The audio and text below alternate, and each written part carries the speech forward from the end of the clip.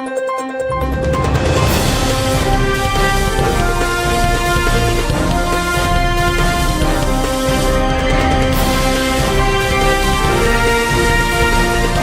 नगरी 24 तास न्यूज, रोखोक बातम्या आणि बरच काही.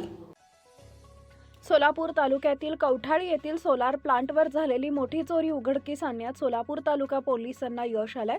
या प्रकरणी पोलिसांनी 5 संशयितांच्या मुसक्या आवळल्या असून त्यांच्याकडून चोरीचा माल आणि गुन्ह्यात वापरलेले वाहन असा एकूण 10,78,130 रुपयांचा मुद्देमाल हस्तगत करण्यात आला आहे. यात 2 विधी संघर्षग्रस्त बालकांचाही समावेश असल्याची माहिती पोलिसांनी दिली आहे.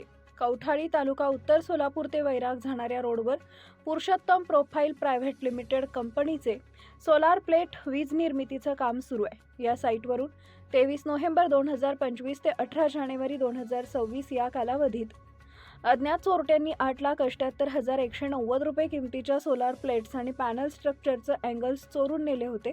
या प्रकरणी आदित्य भाऊसाहेब जाधव यांनी सोलापूर तालुका पोलीस ठाण्यात फिर्याद दिली होती. गुन्ह्याचे गांभीर्य ओळखून पोलीस निरीक्षक राहुल देशपांडे यांनी तपासाची चक्र फिरवली. त्यांना गोपनीय बातमीदारामार्फत माहिती मिळाली की ही चोरी कौठाळी येथीलच काही इसमांनी केली आहे.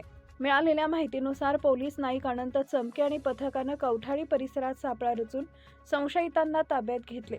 सुरुवातीला उडवाउडवीची उत्तरं देणाऱ्या आरोपींनी पोलिसांचा खाक्या दाखवताच गुन्ह्याची कबुली दिली. पोलिसांनी आरोपीकडून चोरीस गेलेल्या 7,65,000 रुपये किमतीच्या गौतम कंपनीच्या 102 सोलार प्लेट्स, 1,13,190 रुपयांचे 147 धातूचे अँगल्स आणि चोरीसाठी वापरलेले 2 लाख रुपये किमतीचे अशोक लेलँड कंपनीचे दोस्त मॉडेलचे वाहन असा एकूण 10,78,130 रुपयांचा मुद्देमाल जप्त केला आहे.